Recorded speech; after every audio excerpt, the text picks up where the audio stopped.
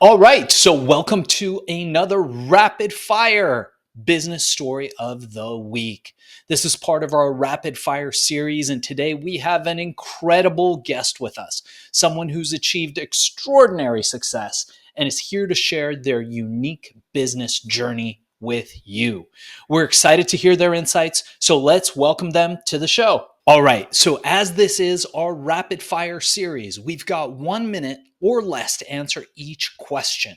So in a minute or less, give us the elevator pitch to your story and your life. Go. The elevator pitch. Well, I started off in business, fairly successful, doing a lot of good things, and found myself in a lot of trouble through tragedy, the death of my mother, my sister, my grandfather in a period of 18 months, a divorce. All these things conspired to make a downward spiral in my life. Now I find myself speaking to that effect. I found myself in prison. Now I podcast for the prisoners. It started off just as a personal story, what has gone on in my life, and it has rapidly escalated to something much greater, where now I am in over 500 prisons, jails, and juvenile facilities nationwide, with access to another 750 more. There are thousands and thousands of people that are already listening with the hopes of making a community impact towards anti-recidivism. So that's fascinating, and I would love to dig a little bit deeper. So tell us a bit more about what you're working on today that you're most passionate about and believe will have the biggest impact. The core essence of the show itself is really my biggest belief. It's my life's mission at this point, to spread the peace that I've found in God, in prayer, in humility, as opposed to the pride that the world tries to push. I find myself that being the biggest, strongest thing. So what I'm working on now is including more people, working on getting into the prisons, a place that I never thought I would want to go back to try to speak and to help people prepare to re-enter society, a society that's going to reject them, and to find a way through God to not go back, to not re-offend, to not commit further crimes, to actually live a life as a law-abiding citizen without all of the extras that pride tends to bring. So this next question is one that every entrepreneur has dealt with. Tell us about a time where you failed. We often say failure is the first step to success. So think about a time where you failed in the past. What happened? What did you learn from it? Well, actually, that's the basis of this entire thing. It's funny, the line of questions that you have there, they naturally progress, and I find them all in the essence of this story. So the failure that I had was re-entering society. With this idea that if I had structure and I could white knuckle through everything, then I would find myself successful once again, and that seemed to not be the case. So that was the great failure. What I've learned in that failure is this: humility, how to be humble, how to not have such high expectations of other people and of myself, not to think of myself too highly or take myself too seriously, and then to just give it all to God. Honestly, that's where I found my peace. That's where I find my success now, where there might be life stresses and they are seemingly non-existent in the peace that I have in Him.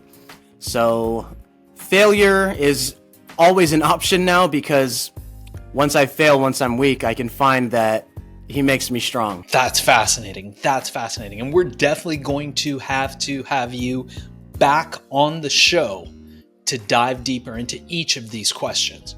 But for now, one thing that I often say is, and I tell this to my employees and the people who work with me and for me all the time, is that when a tree falls in the forest, if nobody hears it, did that tree actually fall? This brings me to this next question. How do you make sure that all of these amazing projects that you're involved in get noticed? What marketing and advertising methods have worked best for you? You've got a minute. Let's go. Well, I start with the old school, the number one original form of marketing, word of mouth. If we don't talk about it, nobody knows it exists. It's that tree in the forest, it's falling and nobody hears it. So it starts there. And in today's climate, social media is the be all and end all when it comes to marketing.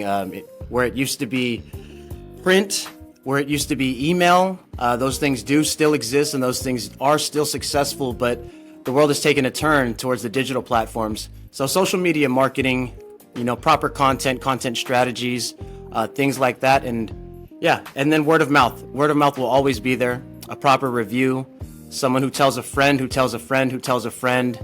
That's the natural growth pattern of it all. That was so awesome. We're definitely going to dive deeper into this on a later show. And as we approach our last question, before we ask people how people can get a hold of you, how people can reach you, learn more about the work that you're doing in your company, and we will include all that information in the show notes, what I wanted to ask you is, what is one piece of advice that you would offer to your younger self, to our audience, and to somebody, especially somebody who's just starting out in the same niche that you're in, but just doesn't know how to start or get going? I would offer two pieces of advice. The first one is, a fool is the only one who is not open to suggestion or correction, to not take yourself too wise or too knowledgeable, that there's always room for improvement. And the second piece would be to just start. Just getting started. I mean, sounds like the most simple step, but it is the most challenging step, because we tend to overthink. We tend to look at the things that are wrong over the fact that just getting started is a positive thing. It's an accomplishment. It's a success. So yeah, those two things. Always be open to suggestion and correction, and just get started. Just get started. There will always be time to adjust and make progressions along the way. But if you never start, you're never finished. Amazing stuff. We're going to have to thank our guest today for being a guest on Business Story of the Week. And before we cut out on this episode, I wanted to ask you, how can people get a hold of you? How can people learn more about what you're doing? And how do people engage with you? And we will transcribe this and put it in the show notes for everybody to find. There are two ways you can check me out. The first one would be, you could check out the show at www.thelowlifeshow.buzzsprout.com. Check out the podcast. There's information there and ways to reach out, to connect, to become a part, to show your support. And secondly, follow me on Instagram, Living the Low Life IG on Instagram, at Living the Low Life IG. All right, amazing. So you did it. Thank you for being a guest on the show today.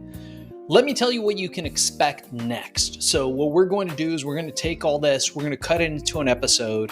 It will go on the Business Story of the Week page. So make sure you go on Apple Podcasts, review us, like us, go on YouTube, subscribe to the channel, subscribe to us on Spotify, and this will come out in the next 30 days or so, depending on our workload and how many shows we have.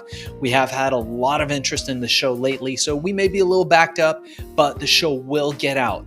In the meanwhile, we will send you clips that feel free to share on social. Also, the full episode, feel free to share any way that you like. The content is yours to share and put out there. We just ask that you mark us and tag us in the notes if you do. So in the copy, put hashtag Business Story of the Week, link back to us. We would appreciate that. And if you think that you might be interested in doing more podcasts, live ones and studio ones, Zoom ones, Riverside ones, there's a whole host of shows that likely, if you did this one and succeeded, you would probably be really great at, and a great way of getting your message out. So your host will talk to you about potentially getting you booked on a strategy call for a Business Story of the Week's sister company, Podcast Cola, or becoming a YouTube influencer through Viral Mirage. Thanks again for being a part of this. Looking forward to working with you.